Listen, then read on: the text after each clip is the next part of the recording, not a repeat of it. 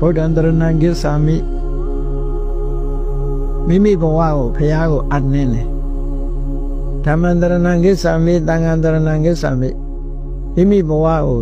ဓမ္မသံဃာကိုအပ်နှင်းပြီးတော့ကိုယ်ပဲစိတ်ကပ်ပါတယ်လို့ကိုယ့်ရဲ့ဘဝကိုအနှံ့တာပြီးတော့တရဏဂုံအလေးအမြတ်ထားပြီးတော့ဆောက်တည်လို့ရှိရင်လေကုသိုလ်ကောင်းမှုအလွန်ကြီးမားတဲ့ကုသိုလ်ကောင်းမှုဖြစ်တယ်မြတ်စွာဘုရားဟောထားတာကိုသိချကြည့်ဘုရားဘယ်လိုဟောတော့ယေကေစီဗုဒ္ဓံတရဏံကတာတေနာတေဂမိတ်တံတိအပါယဘုမေဘုရားတရားတန်ခါယရဏသုံးပါးကိုအလေးအနက်စိတ်ပါလက်ပါဆိုဝိจิตတန်းကြီးဆိုတာကိုပြောတာမဟုတ်ဘူးနော်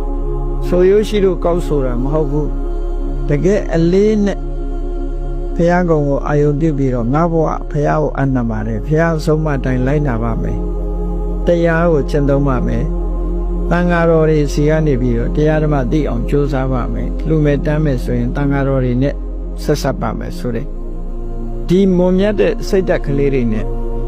ဘုရားတရားတန်ခါယရဏသုံးပါးကိုကိုယ်ွယ်စိတ်ကချင်းလို့ဆိုတဲ့တရဏဂုံမွန်မြတ်တဲ့တရဏဂုံလောကမှာအမှန်တရားကိုသိတဲ့မြတ်စွာဘုရား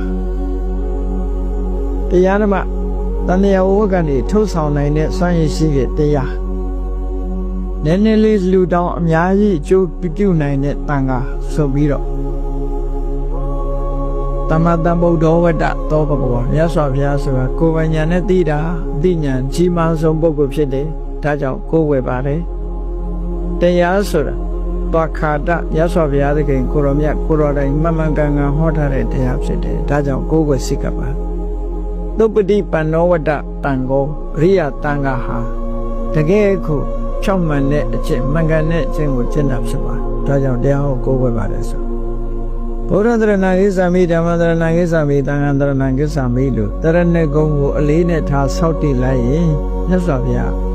နတ္တိဂမိတံတိအပါယဘုမေနဲ့အဲ့ဒီပုဂ္ဂိုလ်ကြီးအပေမကြဘူး